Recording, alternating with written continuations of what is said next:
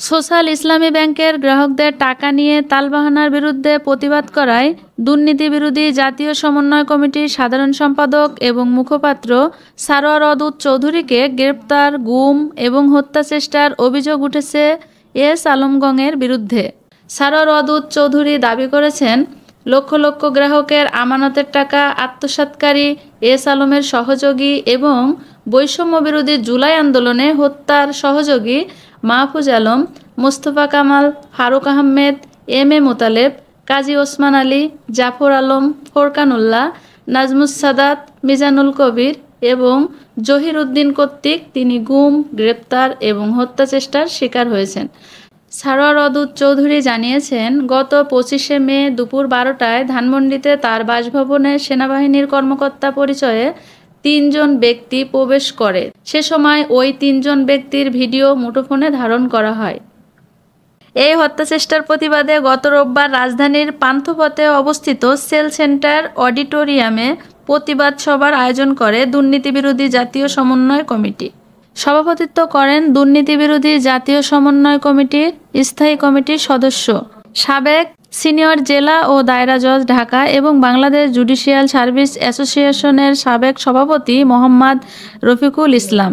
প্রতিবাদ সভায় উপস্থিত ছিলেন সাবেক সচিব কাশেম মাসুদ, জাতিসংঘের সাবেক বিচারক ডক্টর মোহাম্মদ শাহজাহান সাজু, অধ্যাপক সৈয়দ মোহাম্মদ শামসুদ্দিন, উইং কমান্ডার মীর আমিনুল ইসলাম, প্রকৌশলী ডক্টর লুৎফর রহমান, হাবিবুর রহমান এবং আদিনা খান প্রমুখ।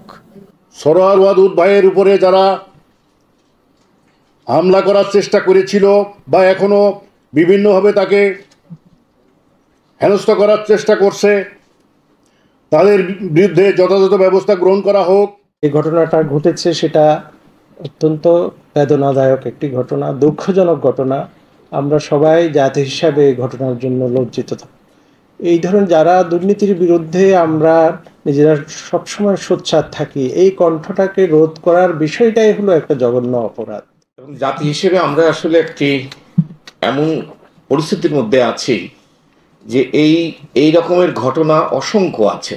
যত রকমের সমস্যা এই রাষ্ট্রে আছে তার মূল কিন্তু দুর্নীতি। ওনাকে হত্যা চেষ্টা বা ওনার হামলা করা, এটা তো অবশ্যই দারুণভাবে নিন্দনীয় একটি ব্যাপার।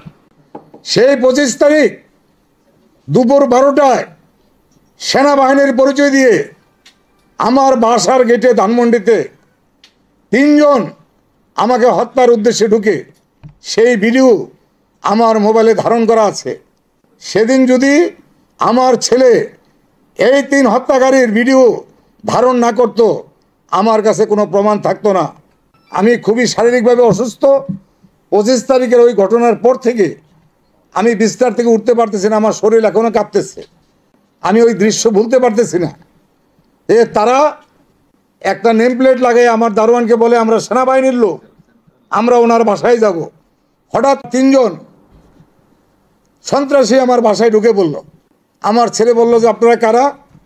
কয় ওনার জন্য লোক অপেক্ষা করতেছে। কোথায়? কয় যে ডাব বিক্রি করে ওইখানে অপেক্ষা করতেছে, ওনাকে এখনই আমাদের সাথে যেতে হবে। হাফাতার গেঞ্জি পরা ছিলাম, লুঙ্গি পরা ছিলাম। আমি এসে বললাম যে আপনারা কারা? বলল যে আপনারা এস আলমের লোক।